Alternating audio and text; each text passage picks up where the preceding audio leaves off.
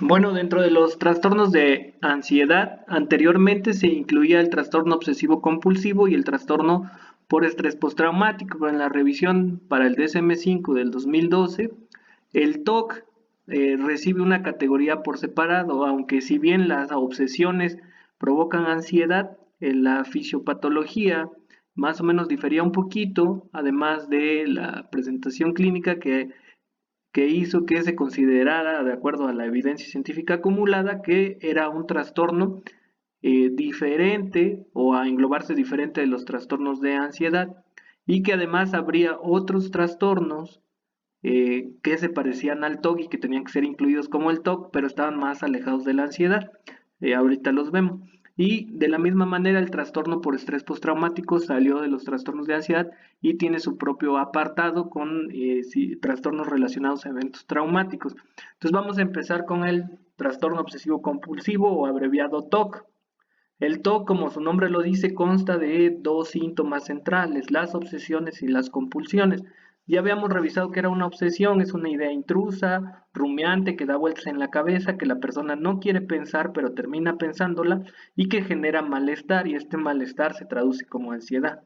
Y la compulsión es un acto motor o un acto mental, ¿no? Un acto motor como de evitar pisar raya, dar tres brinquitos, o un acto mental como rezar, contar de una cantidad de números, etcétera, que se hace en respuesta a la obsesión y que es una manera por la cual el paciente intenta disminuir el malestar que le genera la obsesión.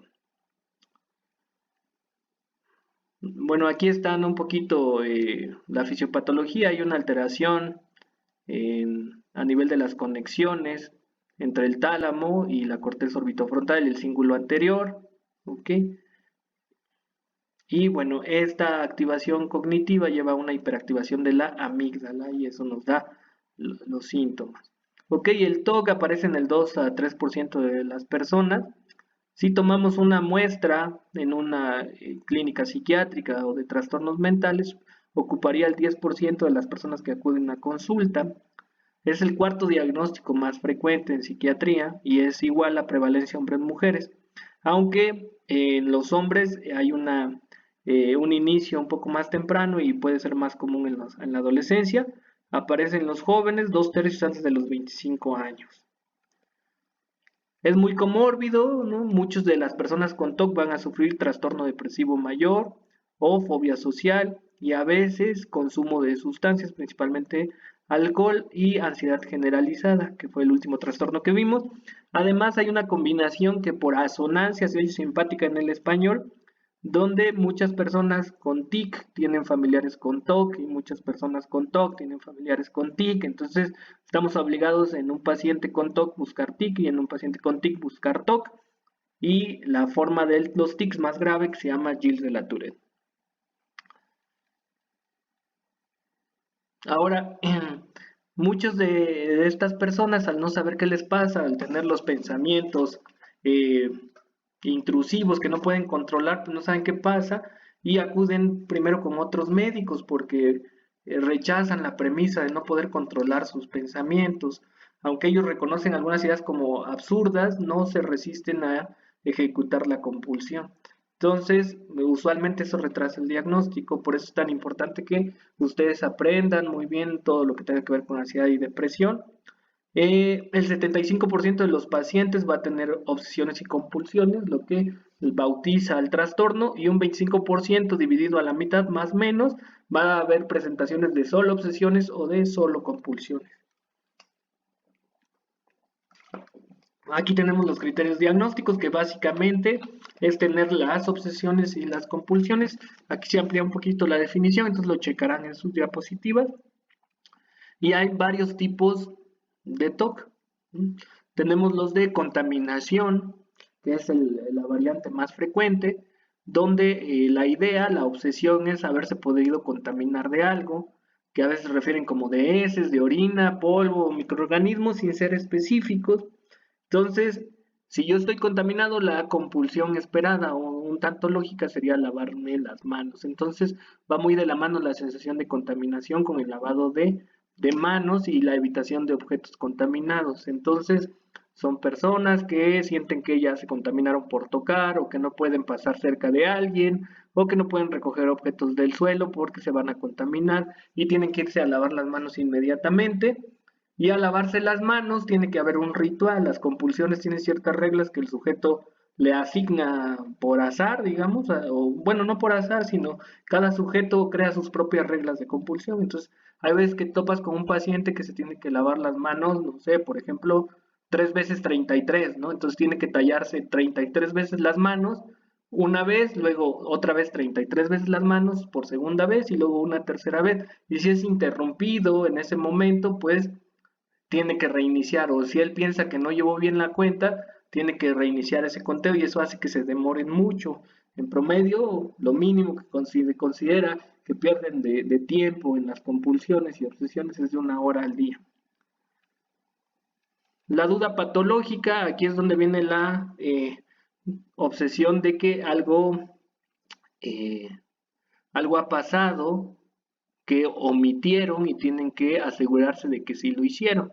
Por ejemplo, situaciones que puedan poner en peligro a alguien o a un ser querido o a los propios pacientes, ¿no? Entonces, por ejemplo, a lo mejor a muchos nos ha pasado que ya vamos rumbo al trabajo o ustedes a la escuela y dicen, ay, creo que no dejé la llave del gas cerrada y pues se puede uno regresar, o hay veces que en el camino uno dice, no, pues sí, sí, la cerré y ya queda uno tranquilo. Bueno, eso puede llevarse al extremo del TOC en el que digan, no, se me hace que no cerré la llave del gas. Y no sé, vienen desde a Mozoc, a la facultad, y en el camino dicen, no, y ya van a llegar a la facultad y vienen luchando contra la obsesión de si dejé cerrado, no dejé cerrado. Entonces terminan diciendo, no, se me hace que no, mejor me regreso, aunque en el fondo sepan que sí dejaron cerrada la llave del gas, y ahí van de regreso todo el trayecto para llegar y ver que lo más seguro es que se hayan dejado cerrada la llave del gas, ¿no? Entonces crean el ritual o la compulsión, dicen, bueno, ahora tengo que verificar 5 veces el que cierro la llave del gas antes de que yo salga de mi casa. Entonces, antes de salir de la casa, cierro la llave del gas 1, 2, 3, 4, 5 y ya me voy. Y en el camino puede ser que ahora llegue otra obsesión y diga, ¿y qué tal si cuando cerré la llave del gas, la dejé abierta? No, pero comprobé 5 veces. Pero ¿qué tal si cuando azoté la puerta se movió la pared y esa pared movió el tubo de la estufa y ahora se abrió un poquito la llave del gas? Entonces ahí voy de regreso, ¿no? Entonces ahora ya tengo que cerrar 5 veces la llave del gas y evitar cerrar la puerta y cerrarla suavemente, y si por un descuido la cierro a consideración del paciente muy duro, tengo que volver a iniciar todo el ritual de comprobación. ¿Ok? Eso, grosso modo, sería la duda patológica. Luego, los de pensamientos intrusivos, que es que las personas cursen con imágenes o pensamientos o ideas sumamente desagradables que no pueden controlar o dejar de pensar. Entonces llegan de repente imágenes obscenas, agresivas, en la cual el sujeto se queda consternado porque sabe que no haría ninguna de esas cosas o que está mal tener esos pensamientos, y de repente eso les genera mucho problema, ¿no? Por ejemplo, cosas a veces como que a alguna mamá le llegue la idea o en forma de imagen de que está acuchillando a sus hijos, entonces les crea mucha culpa porque dicen, pero yo sería incapaz de acuchillar a mis hijos, yo los amo, por qué tuve ese pensamiento? ¿Qué tal si un día me vuelvo loca y lo hago? Entonces mejor tiro todos los cuchillos de la cocina, o a veces de actos sexuales, ¿no? Imaginándose teniendo relaciones sexuales con su mamá y dicen, no, pero eso es muy obsceno, ¿por qué voy a pensar eso si yo respeto y quiero a mi mamá? Pero en sí es parte de una obsesión, un pensamiento que llega así a la mente de la persona y no puede quitárselo, ¿no? Entonces algunas personas llegan a entregarse a la policía, a veces también hay pensamientos de tipo blasfema, ¿no?